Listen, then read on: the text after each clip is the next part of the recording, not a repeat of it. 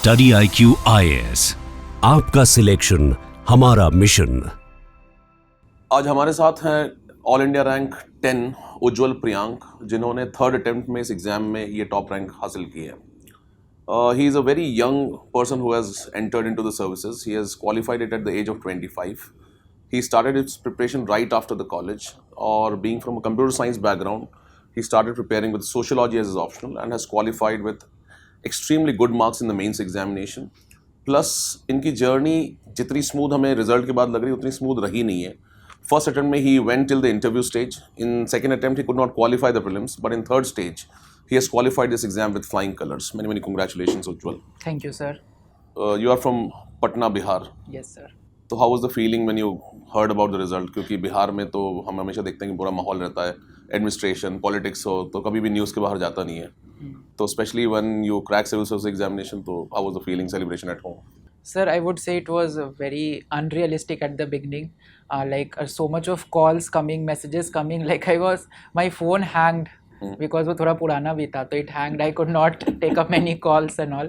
तो बहुत unrealistic था. Like so much media attention coming. So the feeling is still getting sink in, sir. That I am ranked. इससे पहले जीवन में कोई ऐसा मोमेंट आया कभी जब इतना माहौल बना हो? हाँ सर, एक बार आया था in 2016. Actually, I was selected by Super 30 institution run by Anand sir to go to Japan for free. It was completely funded through Japanese government. So that time also it happened, but not at this level. तो Super 30 तो they used to prepare students for IIT. Yes, sir. So did you prepare for that? Yes, sir. Actually, in my 11th 12th standard, I was trying to prepare for those examinations, but I could not clear advanced. Okay. तो did you take that as an inspiration कि अब वहाँ नहीं हुआ तो इधर UPSC में इसको एकदम अगले लेवल पे ले जाना है? Yes, sir. At the back of my mind, मैंने ये सोचा कि सेकंड टफेस्ट एग्जामिनेशन नहीं क्रैक हो पाया है, तो फर्स्ट पे एम करते हैं। जीवन में एक आई तो होना चाहिए, चाहे IIT वाला हो चाहे IAS वाला हो। That's really great. अभी जैसे for example the result has just come and you might be still processing the result कि क्या हुआ है। And one important thing about this years result is कि हम देख रहे हैं कि बिहार से बहुत सारे लोग इस बार क्वालिफाई किए हैं। Like you were saying in top 20 there are 5, rank 4th is from Bihar, you are from Bihar. तो what is it about Bihar की इतने सारे टॉपर्स यूपीएससी में? और एक तो कारण होता है कि चलिए लोग तैयारी कर रहे होंगे, पर क्या ये एक तरह का पुश फैक्टर भी है वहाँ बिहार में कि क्योंकि बाकी जो ऑप्शंस हैं बहुत लिमिटेड है and your only road to glory is to civil services. Is it a factor in this thing? Yes, sir. To some extent, it does provide that platform because, sir, हम देखते हैं कि in our region in Purvanchal, Bihar, even the elders in the family, all those who are of the ages of grandparents and uncles, they all give a blessing to the children that they don't say Ayushman Bhava, they say collector ban jao, afsar ban jao. So sir, that gives a push, तो एक cultural push भी है. And then again sir, I do feel that people across the country are very hard working, but वही थोड़ी strategy वगैरह we are able to make it. बचपन में कब पहली बार सुना था कि ऐसी कुछ चीज़ होती collector IAS? Sir I would say in my 6th-7th standard I heard, because जिस स्कूल ज्ञान निकेतन से मैंने पढ़ाई की है, that was founded by a bureaucrat Acharya Kishore Kunal sir, and he was once talking about SA strategy in foundation day. हाँ, foundation day programme. उसी से number आने लग रहा है इस बार। हाँ, तो आई थॉट अबाउट इट कि अच्छा एसए वगैरह भी कुछ होते हैं जो यूपीएससी एग्जाम में लिखने पड़ते हैं। तो देखो कि you were working also before this, right? So you are a computer science graduate. You worked with a company where you used to write script for the teachers. Yes, so जो science पढ़ाते थे या science के लिए आप script writing करते थे। तो देखो इस एग्जाम में भी हम देखते हैं कि answer writing is a very important thing and many people struggle with this and they try to develop answer writing skills over a period of time. यहाँ आने के बाद वो धीरे धीरे उसको इम्प्रूव करने की कोशिश करते हैं। तो do you think this quest of writing scripts help you out? क्योंकि स्क्रिप्ट आप लिखोगे तो आपको पूरा फ्लो होना चाहिए, कहाँ से शुरू करना है, कहाँ हुक करना है, कहाँ एंड करना है, एक चीज़ है। जैसे for example we had recently Karan Seth, who is also ranker, he has got rank in some 300s. तो he used to work for Inshorts, तो he used to proof read all the news articles which were summarized into the short news. So he also developed this skill and he eventually works for a government PR in PGCIL.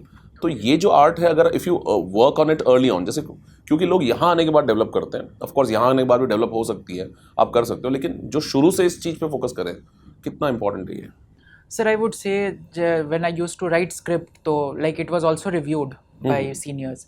So they always used to give a feedback that how I can link up topics. So again sir, when we talk about essay, we talk about other things, so there is a tendency that we need to write in coherence. There it should be having a proper flow. तो ये script writing में sir जैसे मैं introduction को plan करता था, that how we needs to attract मतलब keep the students in attention about the topic, और जिस तरीके से मैं points को summarize करने की कोशिश करता था, तो that really helped me develop the skill to write. तो yes, that had a factor due to which, and I would also say God's grace थी कि कभी मेंस नहीं रुका सर. So जैसे फर्स्ट अटेम्प्ट में भी when you qualified the prelims you reached till interview stage. Yes sir. तो पहली बार में आपको लगा होगा बस इस बार तो हो ही जाना है, and then how did it feel when you couldn't make it to the list? और फिर उसके बाद में डबल वैमी की अगला प्रीलिम्स क्वालिफाई नहीं हुआ, तो what was the feeling like at that point? Sir मैं यही बोलूँगा कि when in the first attempt or at that point थोड़ा सा sir, because we are very new in this journey, it is a very long process, but चूँकि हम नए होते हैं तो अगर इंटरव्यू तक जाते हैं तो लगता है शायद तो अब बन ही गए IAS. किस एज में दिया था फर्स्ट अटेम्प्ट? 23. अच्छा 23 में. तो फिर उसके बाद उस वक्त क्या लगा कि यार अब क्या करना चाहिए? Sir yes, that was a very disheartening moment because name नहीं था. I checked it twice or thrice कि कुछ गलत तो नहीं डाल दिया. I checked it, but फिर भी नहीं था. तो yes, it was disheartening for me. थोड़ा सा सर ऐसा लगा कि शायद ये प्रोसेस और कितना टाइम लगेगा, but at the end sir now I am satisfied कि हाँ चलो that process had made me humble. क्योंकि सर उस वक्त अगर ऐसा होता तो may be arrogance could have come in to me that I am a very like someone who had cracked in first go itself. तो now I think that this process had made me a bit humble. So how did you utilise the time after the result of the prelims in the second attempt? उसके बाद आपको time मिला होगा पूरा, कैसे उसको use किया to make sure कि अगले अटेम्प्ट में there is no stone unturned? Sir जब मैं प्रीलिम्स का रिजल्ट आ गया था 1 जुलाई 2024 को, मेरा नहीं हुआ था, तो again I was a bit disheartened, मतलब बैक टू बैक नहीं आया PDF में नाउ. तो मैंने यही सोचा कि शायद because I somewhere fumbled in the prelims examination, थोड़ी एंग्जाइटी हो गई थी कि क्या पता मतलब इस बार भी ना हो, बिकॉज 2023 पैटर्न हैज़ चेंज. तो एक वो फियर था कि क्या पता फिर कुछ पैटर्न चेंज होगा, व्हाट विल हैपन. कुछ सिली मिस्टेक्स कर दी सर. मनी बिल का क्वेश्चन गलत किया. तो these type of questions when I came back home I was around 85. तो कहीं ना कहीं एक था कि शायद इस बार नहीं होगा, बट वही सर होप होती है शायद, क्योंकि लास्ट ईयर इंटरव्यू दिया तो होना ही है इस बार. तो हाँ, तो थोड़ी एक होप होती है. तो I check the again, I was not in the list. तो what I did was sir, I had the mains marksheet, last year marksheet has come already. तो आई फिगर्ड आउट कि sir I hadn't perform well in GS1 and I hadn't performed well in sociology paper 1. I hadn't performed well in essay also. So sir ये सारे जो topics थे इनको मैंने बहुत ज़्यादा इन पे वर्क किया. मतलब आई ट्राइड कि चलो अभी बेसिक्स तो एक बार पढ़ा हुआ है, उसको थोड़ा रिफाइन करने की ज़रूरत है, बहुत ज़्यादा आंसर राइटिंग करने की ज़रूरत है. एंड सर लाइक मैंने उसके बाद करंट अफेयर्स पे काफ़ी ज़्यादा फोकस किया, बिकॉज फर्स्ट अटेम्प्ट में I was not following any newspaper. तो Indian Express I started reading in my third attempt. Editorial pages को पढ़ता था, इकोनॉमी, तो उनसे कुछ कीवर्ड्स निकाल के नोट्स में ऐड ऑन कर रहा था. And sir in these subjects this time I have good marks. तो I think that 1 year of preparation has garnished result. So what did you change as part of your strategy for the prelims? Prelims के लिए आपने क्या specifically change किया इस साल? कि क्योंकि prelims बहुत ही close है, 1-1.5 महीने बाद ही है, and already काफ़ी लोग दे भी रहे होंगे. तो what did you change in this attempt for the prelims? Sir, in this attempt, sir, I didn't go for a lot of mocks, sir, because we need to have a mock that is designed on PYQs.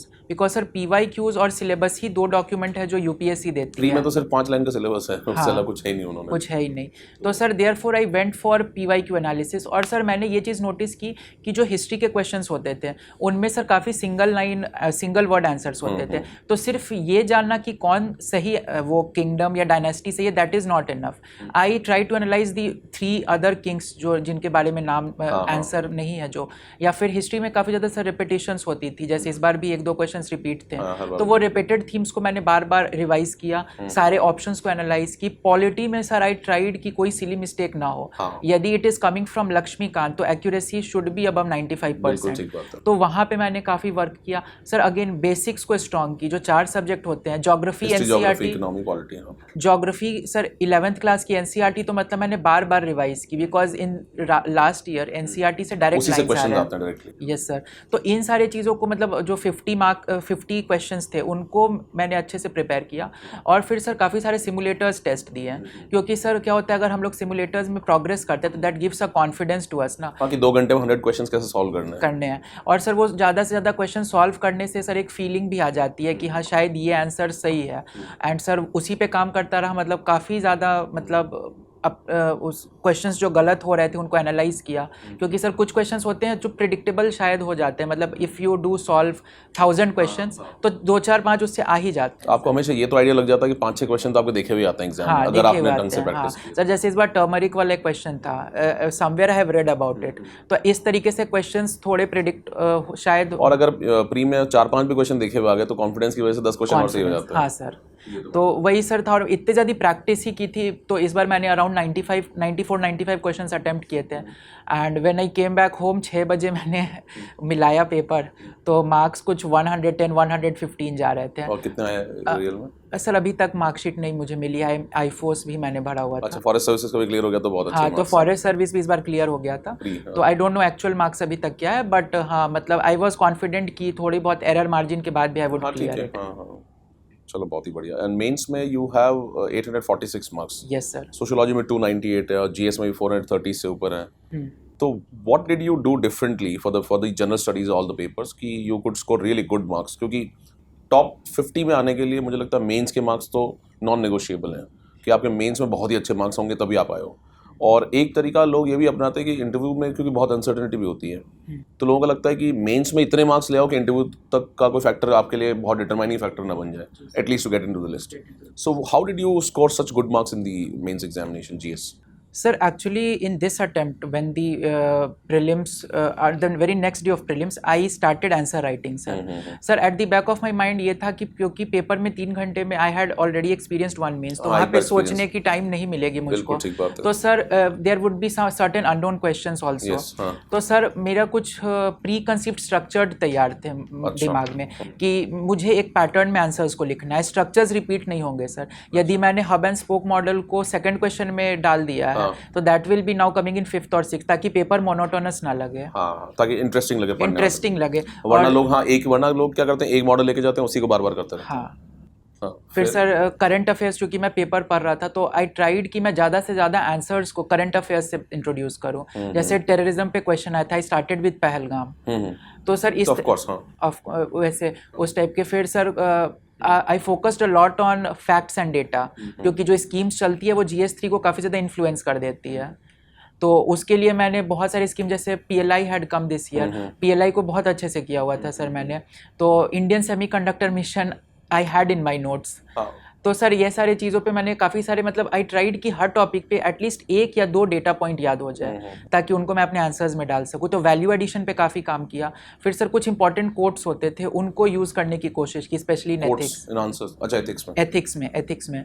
और sir जैसे कुछ ministry, जैसे there was an question on left wing extremism this time, तो I started with home minister statement. तो sir बहुत standard है, मतलब कि if somebody who is well read will know these things. Yes sir, तो मैंने हर चीज़ पे सर ज़्यादा नहीं 1 या 2 डेटा याद करने की कोशिश की, कुछ कोटेशन, ताकि सर मेरा हर आंसर थोड़ा सा डिफरेंट लगे as compare to other peers, और शायद यदि मैं वो हाफ मार्क्स ले लूँ तो क्यूमुलेटिवली 10 मार्क्स बढ़ जाएंगे मेरे। तो सर इसी पे हमेशा फोकस किया सर, थोड़े हमेशा इनोवेशन करने की कोशिश की, कहीं मतलब माइक्रो डायग्राम्स कुछ लगा सकूँ, आई कुड कनेक्ट थिंग्स, तो उस तरीके का डायग्राम लगाने की कोशिश की जहाँ पर भी हो सका। तो this way sir I practised a lot on answer writing. That's great. That's really good insight. Coming to current affairs, like you were saying कि डेटा आपने ऐड किया, वैल्यू एडिशन किया, और प्री में यू हाईलाइटेड कि 4 subjects पे main focus करना है। तो जैसे करंट अफेयर्स की जो करंट तरीका है प्रिपरेशन का जो लोग करते हैं, वो है कि they will go and watch some video, they will maybe follow some website, they will follow some magazines, last में कंपाइलेशंस पढ़ेंगे। What is your take on this idea कि जो इस तरीके से तैयार करते हैं करंट अफेयर्स का, और सिर्फ अगर न्यूज़पेपर पढ़ते हो, इन दोनों में क्या डिफरेंस है? कि एक जो रेडीमेड मटेरियल है करंट अफेयर्स का और एक न्यूज़पेपर रीडिंग है, दोनों में से कौन आपको बेटर हेल्प करता है, and which helped you and what is your suggestion? Sir I would say कि जो न्यूज़पेपर की मैं रीडिंग की हैबिट मैंने डाली, that really help me analyse the topics well, क्योंकि सर मैं एडिटोरियल रीड कर रहा था तो उससे सर थोड़ी मेरी मतलब वोकैब भी थोड़ी इन्हांस हो ही रही थी sir. I could get some keywords that I could scatter into my answers. और सर आई वुड से कि हाँ, when we can also use magazine sir, there is nothing, I would not say कि उसमें उसमें कुछ बुराई है sir, but वही होता है कि that is not our effort sir, वो हमें रेडीमेड मिल रहा है तो वो एक पैसिव थिंग, पैसिव हो जाती है वो काफ़ी ना काफ़ी. और उसमें काफ़ी ज़्यादा सर मतलब बहुत ज़्यादा डेटा भी होता है उसमें, बहुत ज़्यादा और डेटा ऑब्जेक्टिवली रिटर्न होती है, ऑब्जेक्टिवली मतलब पॉइंट फॉर्मेट्स में होती है तो it looks like notes. And sir therefore I felt कि अगर मैं खुद से थोड़ा उसको ऐसे फॉर्मेट में, आर्टिकल फॉर्मेट में चीज़ें उसको पढ़ के समझ पा रहा हूँ तो that really help me sir. How important are the current affairs in the prelims preparation wise? Sir, in current affair, I would say in prelims that yes, there are few subjects such as science and tech, environment. They are influenced by IR के जो questions IR के questions, places in news mapping. तो sir उनके लिए we can follow some standard videos that come. ठीक है. हाँ. और मैं क्योंकि न्यूज़पेपर पढ़ रहा था तो वो भी मैं काफी कुछ ऑलरेडी आइडिया होगा, बस रिवीजन हो गया एक तरह का. हाँ, तो सर उनके लिए मैंने कुछ मतलब जो कंटेंट अवेलेबल था यूट्यूब पे उनके थ्रू हेल्प लिया, कुछ गाइडेंस मेंटोर्स वगैरह से ली और सर उस पर फोकस किया तो वो हो गया सर. मतलब बिकॉज एटलीस्ट मुझे अब कॉन्फिडेंस थी अपने स्टैटिक पार्ट पे. एंड करंट अफेयर्स जब के क्वेश्चन जब मैं सही कर रहा था तो that were like brownie points. Current affairs का फायदा हो गया. ऑप्शन में you have 298 marks in sociology, तो how should people approach the preparation of option subject? कि कैसे इन डेप्थ अंडरस्टैंडिंग इंपॉर्टेंट है या लोग कई बार शैलो तरीके से तैयार करते हैं? For example you are also pursuing MA in sociology from IGNOU, तो हाउ डिड दैट हेल्प? और कितने डेप्थ में जाके प्रिपरेशन करनी चाहिए ऑप्शनल सब्जेक्ट की, क्योंकि optional can make it or break it for you. So what is your take on that? Sir जहाँ तक सोशियोलॉजी की बात है for optional sir, in that I would say कि हाँ, एक तो स्टैंडर्ड बुक्स होते हैं सर जो सभी लोग रीड करते हैं. एंड सर सिर्फ यदि उन्हीं से हम अपने नोट्स को बना रहे हैं, सिर्फ उन्हीं से अपने आंसर्स को लिख रहे हैं तो कहीं ना कहीं सर वो जो डिफरेंशिएटर वाला पार्ट है वो मिस आउट हो जाएगा. Then the even the evaluator knows, मतलब he is also experienced person, तो ही ऑल्सो नोज कि ये कहाँ से लिखा गया है. तो therefore sir I always tried to add something on those basic content. जैसे इग्नू के नोट से सर कुछ अलग सोशियोलॉजिस्ट के नेम मुझे मिल जाते थे, तो यदि सर हर एक टॉपिक पे मैं एक कोटेशन भी दे दूँ, एक कोई न्यू बुक का नाम डाल दूँ या उनके कुछ आइडियाज़ डाल दूँ, तो आई थिंक कि वहाँ पे मुझे कुछ एक्स्ट्रा मार्क्स मिल जा रहे थे. और sir I would also say कि जो सोशियोलॉजी रहा उसमें भी sir in optional also I tried कि मैं कहीं ना कहीं डायग्राम्स वगैरह डाल सकूँ. जैसे छोटे छोटे डायग्राम्स होते हैं, we can relate to entities using diagrams, तो वहाँ पे भी सर मैंने थोड़े डायग्राम्स डालने की कोशिश की. वहाँ पे भी सर अगेन टेबुलर फॉर्मेट में कुछ क्वेश्चंस लिखे हैं. अच्छा. हाँ, जैसे कंपैरिजन का क्वेश्चन आ गया कि भाई सोशियोलॉजी के सब्जेक्ट से कंपेयर करो, तो वैसे क्वेश्चंस को मैंने टेबुलर फॉर्मेट में डाला. और सर हमेशा जो इंट्रोडक्शन पार्ट था, आई ट्राइड कि जो कीवर्ड्स दे रखे हैं क्वेश्चन में उनके डेफिनेशन से स्टार्ट करूं, so that it gives an idea कि हाँ I know about this topic. तो सर हमेशा ये कोशिश की I don't beat about the bush. यदि कोई क्वेश्चन नहीं आ रहा है तो वो अलग बात है, देन तो I have to make it. But sir यदि कोई क्वेश्चन आ रहा है तो मैं अपने आप को ज़्यादा इधर उधर की बातें ना करके direct I hit the bullseye. So when you started, did you start with the NCERTs? Sir, for sociology, No, for all the subjects, for even general GS preparation.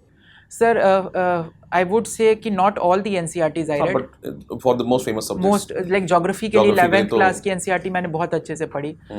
Polity में कॉन्स्टिट्यूशन एट वर्क वो काफ़ी, उसकी एक reading डाली थी. बिल्कुल important है वो. उसका लक्ष्मीकांत पे स्विच कर जाओ. उसके बाद एंड सर हिस्ट्री के लिए तो सर जो old NCERTs, R S Sharma sir की बुक, विपिन चंद्रा, ये वाली बुक को मैंने फॉलो किया बस. एंड सर क्योंकि इकोनॉमिक्स में मुझे ज़्यादा दिक्कत नहीं हुई because in 11th I had read economics as optional. तो जब मैं यहाँ and I had got good marks there also, तो जब मैं अभी इकोनॉमिक्स पढ़ रहा था तो I didn't need to start from basics, उसको रिवाइज करके बिल्डअप कर. बेसिक ऑलरेडी मतलब क्लियर थे. Yes sir. So that helped you out, right? Yes sir.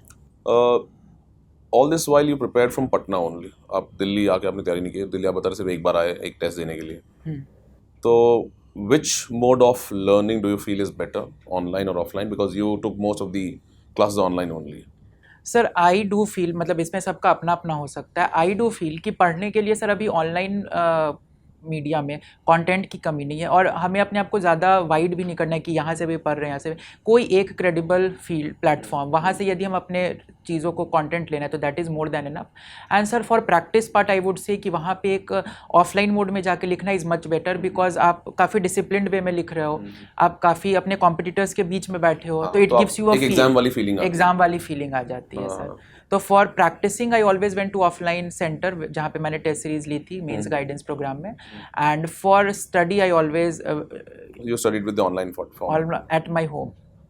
तो did you have any mentors who with whom you were in touch regularly who helped you in improvements?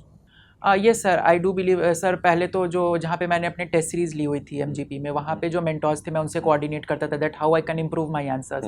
तो वो भी थोड़े insights देते थे कि कहाँ पे आप डायग्राम यूज़ करके इम्प्रूव कर सकते हो, तो there the mentors help me. And sir I would say the second mentor I would say was answer toppers answer copy. Sir उनसे काफ़ी वो आपने एक बेंचमार्क बना लिया? उनको मैंने स्पेशली सर श्रुति शर्मा मैम की कॉपी, उनको बहुत अच्छे से फॉलो किया सर। हाँ, वो तो मतलब बहुत फ़र्क पड़ता है। तो जैसे कि 3 अटेम्प्ट लगे, तो 3 अटेम्प्ट में कई ऐसे मोमेंट्स आए होंगे कि यार ठीक नहीं है या छोड़ देना चाहिए, या कई ऐसे जो टाइम आते होंगे तो उस टाइम पे did you focus upon any particular hobby for recreation? जैसे क्या होता है कि preparation becomes lot of very monotonous after a point, और आप करते करते थक जाते हो खुद भी इस प्रिपरेशन में, एग्जॉस्ट हो जाते हो, फटीग हो जाता है। So what was your mechanism to again? Sir जो इवनिंग का टाइम होता था उस वक्त मैं कभी नहीं पढ़ता था थ्रू आउट 3 years, मतलब 5 बजे से लेके 7 बजे तक 2 घंटे मैं नहीं पढ़ता था सर, क्योंकि एट माई टेरेस जहाँ पे मैं रह रहा था around I had planted 30 to 40 plants, मतलब फ्लावर्स वगैरह, तो उनको वाटरिंग करना, थोड़ा उनको नर्चर करना, मतलब उनको केयर करना, उनमें काफ़ी मतलब आधा 1 घंटा देता था। फिर कुछ स्टूडेंट्स को घर पे पढ़ाता था। अच्छा। हाँ, मतलब science and social science, maths भी देख लेता था, ऐसा कोई नहीं था। तो 8, 9, 10th के स्टूडेंट थे, उनको पढ़ा देता था। तो दिस वे लाइक मेरा शाम का 2-2.5 घंटा फिक्स था sir. Your mother is also teacher, तो how did that thing help you in this preparation? Yes sir, मतलब मेरी बेसिक जो फाउंडेशन रही है वो कंप्लीट उन्हीं की डेडिकेशन रही है। लाइक मतलब बचपन में तो बहुत मार खाया हो हैंड राइटिंग के लिए, पर आजकल तो मारना अलाउड ही नहीं है।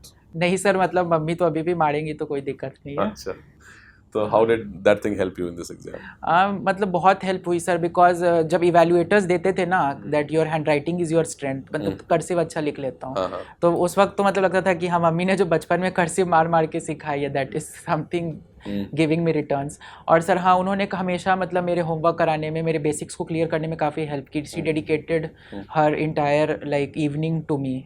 तो हाँ, उन्होंने काफ़ी मुझको पढ़ाने में उनका कॉन्ट्रीब्यूशन रहा है। तो वो she was all this during all this journey she was supportive of your idea of preparing? yes sir, she never thought, मतलब she always motivated कि कुछ ना कुछ अच्छा होगा, करते रहो, कोई दिक्कत नहीं है, जब तक मतलब you feel कि तुम्हें करना है तुम करो।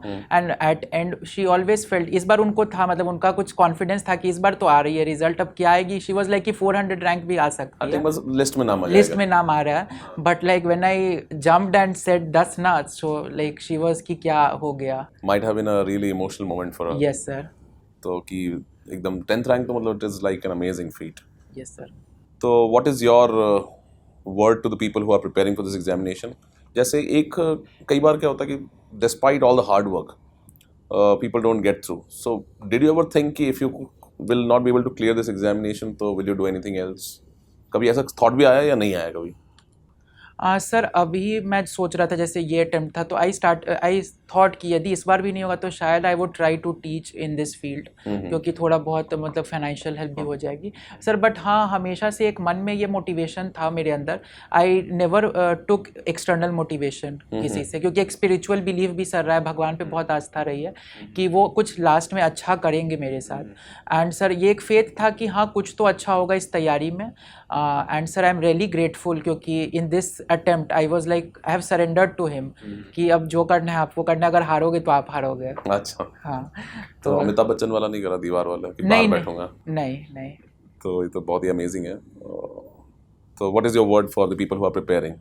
जो लोग के जैसे कई बार लोग ना प्लान बी पे ज़्यादा फोकस करते रहते हैं, प्लान ए जो है पढ़ाई वो नहीं हो पाता, क्योंकि हमेशा फियर इतना ज़्यादा होता है इस एग्जाम में, तो लोग हमेशा सेकंड चीज़ पे ज़्यादा फोकस करते हैं। और जैसे आजकल एक डिबेट भी चल रही है कि some of the best people are investing their lot of time in the UPSC preparation and wasting their youth. जैसे अभी आरबीआई गवर्नर है, फॉर्मर डी सुब्बराव, उन्होंने बोला कि लोग अपना 6-6 साल अटेम्प्ट में वेस्ट कर दे रहे हैं. तो is it really a wastage by investing in this preparation? Sir, since for me this journey has been quite rewarding, so I won't say it is a wastage. क्योंकि sir, I ended it on a positive note. So, but yet it can differ from people to people, sir. But for me, this entire process has been a process of gradual learning and upskilling myself. क्योंकि जब sir start किया था तो मतलब इतना कुछ पता नहीं था अराउंड जनरल स्टडीज. अगर उस वक्त मुझे कोई न्यूज़पेपर दे देता तो मुझे समझ में नहीं आता that what they are trying to explain it. मतलब मुझे लगता है कॉलेज टाइम में शायद कोई न्यूज़पेपर में इकोनॉमी वाला पेज खोलेगा तो समझ में आएगा क्या लिखा हुआ है. Yes, will not understand. तो सर आई डू बिलीव कि मैं काफ़ी ज़्यादा मतलब आई हैव गॉट पॉलिश्ड, और अभी सर्विस जब मिलेगी तो I will be refined much more. तो sir I have learned a lot, I have learned how things works, मतलब एंड काफ़ी ज़्यादा मतलब अभी मेरे अंदर है क्वाइट ग्रेटफुल टू एवरीवन, मतलब जिन्होंने भी मतलब सपोर्ट किया है. तो I do feel that I have evolved as a person in this journey. And मेरा सर यही रहेगा कि at least sir everyone, not everyone, but if a person thinks that he wants to clear this examination, so he should give it at least 2 honest tries. 2 to 3 I think are fair enough, क्योंकि उससे पहले तो, और अगर आपने पहले 2-3 attempt में honest try नहीं दिया तो फिर लास्ट के 3 में तो आप ऑनेस्ट ट्राई दे ही नहीं पाओगे. I am pretty sure. उसके बाद देन देयर आर चांसेस कि you can change. Yes sir. Who is that one person whom you would want to credit for your success in this exam besides you and God? मतलब my mother sir, there is no other, मतलब most of the credit goes to her. That's amazing. Were there any social media distractions for you? Sir, I won't call them distraction because I was learning from online medium, so I followed YouTube a lot. मैं first post पे देखता था, like वहाँ पे बहुत सारे मतलब वो, हाँ. एंड देन सर इवन जो वीडियोस शॉर्ट्स के फॉर्म में आते थे उससे रिवीजन हो जाती थी मेरी. तो यस, आई फॉलोड देम. काफ़ी फैकल्टीज़ जो पढ़ाते थे. आई वुड से कि मैं ज़्यादा प्लेटफॉर्म्स में, I was not everywhere but I was on Instagram sir. और खाना खाने वक्त मैं देखता था, मतलब दिन में आई कैन से 45 मिनट्स, मतलब 20 मिनट सीरियस कंटेंट और चिल थोड़ा. हाँ सर, उस वक्त खाना खाने वक्त थोड़ा सा रिफ्रेशिंग के लिए मैं कर लेता था, देख लेता था. उसमें मतलब वैरायटी ऑफ मतलब रील्स आती थी, तो मतलब ऐसा कोई फिक्स नहीं था कि I only need watch this, मतलब. बट वो एल्गोरिदम के बाद सर वो क्या होता है, वो एक ही टाइप की फीड आती रहती है. So it was really nice talking to you. I think you have given a lot of insights to the people who are preparing, or I think it's a motivation also that you have given. और दूसरा कि from your journey what I find is कि you are a very clear-headed person, कि एकदम smooth. You have to think in that direction and you worked in that direction and you made it happen. Like you did not have any internal conflict while you're preparing. This is what I can make out from the discussion that we have had. Thank you so much. I think the students will have some questions. They are going to ask you a few questions now. Thank you, sir. Yeah, please. Good evening, sir. My name is Nishant. Sir, जैसे मैंने सुना है कई लोग कहते हैं कि अगर आप स्टेट बोर्ड से हो, मराठी मीडियम से हो, हिंदी मीडियम से हो, तो आपको यूपीएससी नहीं करना चाहिए, क्योंकि जो सीबीएसई से होते हैं, आईसीएसई से होते हैं, उनका जो बेस है वो अच्छा होता है. आप तो गांव से आए हो, आप तो महाराष्ट्र से आए हो, मतलब ऐसा, तो आप मत कीजिए. तो ऐसा कुछ है सर? थोड़ा बेस में जिनकी कमी होती है, yes they do need to struggle in the initial days, क्योंकि उनको काफ़ी कुछ स्क्रैच से स्टार्ट करना पड़ता है, जो मेरे साथ नहीं था. बिकॉज जैसे मैंने बताया, इकॉनमी और हिस्ट्री समझने में मुझे ज़्यादा दिक्कत नहीं हो रही थी. बट हाँ, यदि उसमें भी यदि if you want to crack it, if you want to make it your name in to the final list, और यदि आप कंसिस्टेंट रहें अपने जर्नी में, तो हाँ हो सकता है कि आपको 1 साल की जगह 18 महीने लग जाए. बट हाँ, अगर आप समय देंगे, डिसिप्लिन रहेंगे और बेसिक्स पे फोकस करेंगे, तो शायद कहीं ना कहीं you will reach a stage की where you can compete with others.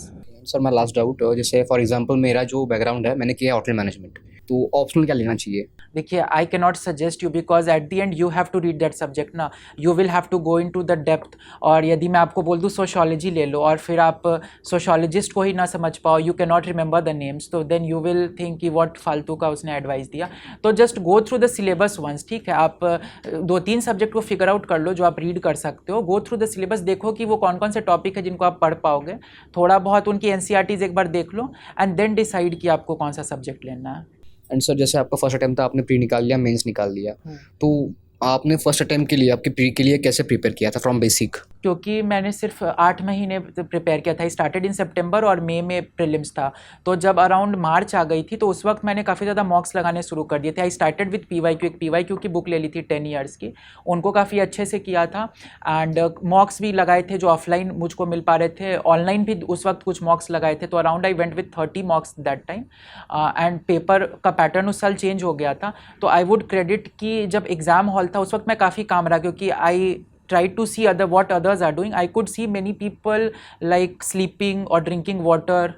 जब उस साल क्योंकि वो ऑप्शंस का तरीका उन्होंने चेंज कर दिया था, हाँ। How many of the above are Yes, correct sir, हाँ। रादर देन कौन से करेक्ट हैं, तो और प्लस एसोसिएशन रीजनिंग भी थी Yes, sir। उसी साल इंट्रोड्यूस हुई उस थी। साल हुई थी। तो उस वक्त मैं पेपर में मैं ये बोलना चाहूँगा आई वेंट वेरी काम, मतलब 2 मिनट के मैंने पेपर बंद कर दिया और फिर मैंने थोड़ा स्ट्रैटेजी लगाई कि चलो 1 2 3 4 नहीं हो पा रहा है, 2 को एलिमिनेट नहीं कर पा रहा हूँ, बट यदि किसी क्वेश्चन में मुझे ये पता है कि ये स्टेटमेंट गलत है तो all 3 will not be the answer, ये तो पता चल रहा था, तो इससे एक ऑप्शन तो एलिमिनेट हो गया ना। इफ आई नो सर कि एक ऑप्शन सही है तो none can not be the answer, तो इस तरीके से थोड़े थोड़े एलिमिनेट हुए, फिर कहीं पे 50% का केस बना, कहीं 33% का केस बना, कुछ रिस्क लिए, फिर पेपर को अटेम्प्ट किया। Thank you so much sir. Anyone else? Sir, I recently started my optional subject, and sir, I found a problem that I have to study 3 hours for foundation subject, 3 hours for optional subject, and 1 to 2 hours for newspaper for current affairs. And sir, I also revise whatever I studied today. It will take around 3 to 4 hours. And now, sir, I also revise the subjects which I already cover. So, sir, how to manage this schedule, sir? क्योंकि 7 to 8 hours what ever I study, मतलब classes में मुझे पढ़ना ही है, daily पढ़ना है 6 से 7 घंटे। और सर मुझे रिवाइज भी करना है जो मैंने आज क्लास में पढ़ा है, और मुझे वो सब्जेक्ट्स ही रिवाइज करने जो मैं पढ़ चुका हूँ, जो कि मेरे 4-5 सब्जेक्ट कंप्लीट हो चुके हैं। तो इस शेड्यूल को कैसे मैं डिज़ाइन करूँ सर? क्योंकि अभी यदि आप अपने बिगनिंग फेज़ में स्टडी कर रहे हैं तो उस वक्त क्या होगी कि आप ऑप्शनल को भी एक साथ कर रहे हो, जीएस को भी एक साथ कर रहे हो, तो वहाँ पे आपको काफ़ी ज़्यादा बैलेंस करने की ज़रूरत होगी। क्योंकि if you are trying to read everything, अगर आपने कोई चीज़ आज ही पढ़ी है तो I didn't use to revise it on the same day, क्योंकि उससे क्या होता है कि आपको उस वक्त तो लगेगा कि सब कुछ समझ में आ गया, बट 2 दिन के बाद वो समझ में नहीं आएगा। तो I always try to keep that factor of कि जब मैंने कोई चीज़ आज पढ़ी है तो कुछ दिन के गैप के बाद उसको रिवाइज करूँगा। और ऑप्शनल और जीएस में बैलेंस बनाने की हमेशा से एक रिक्वायरमेंट होती है, because if you focus too much on optional तो हो सकता है कि आपका प्रीलिम्स में शायद दिक्कत आ जाए। तो इन दोनों को आप बैलेंस करके चलो। स्टार्टिंग के डेज़ में मैं यही कहूँगा कि पहले आप ऑप्शनल का जब तक बेस बन रहा है ना, तब तक आप सिर्फ बेसिक्स पे रखो। आप उस वक्त ज़्यादा करंट अफेयर्स मत लाओ, अपने आप को ओवरलोड मत करो। शुरू में सिर्फ बेसिक्स करो। जब बेसिक्स पे आप कॉन्फिडेंट हो जाओ ना, तब वो जो आप बोल रहे हो 2 घंटे का न्यूज़पेपर को थोड़ा लेट लाओ, क्योंकि स्टार्टिंग में समझने में भी दिक्कत होगी। तो इसीलिए आई वुड से कि स्टार्टिंग में ज़्यादा ओवरलोड नहीं करना है, सिर्फ बेसिक्स को पढ़ना है। जैसे जैसे बेसिक्स क्लियर हो जाएंगे, रिवीजन को कुछ दिन के पॉज पे रखना है, तो उसके बाद आप उसको वैल्यू एडिशन करो। Okay sir, thank you sir. So thank you so much, Ujjwal. I think it was a really insightful discussion and a lot of people will benefit from this. Congratulations once again. Thank you sir, thank you for having me. Study IQ IAS, आपका selection हमारा mission.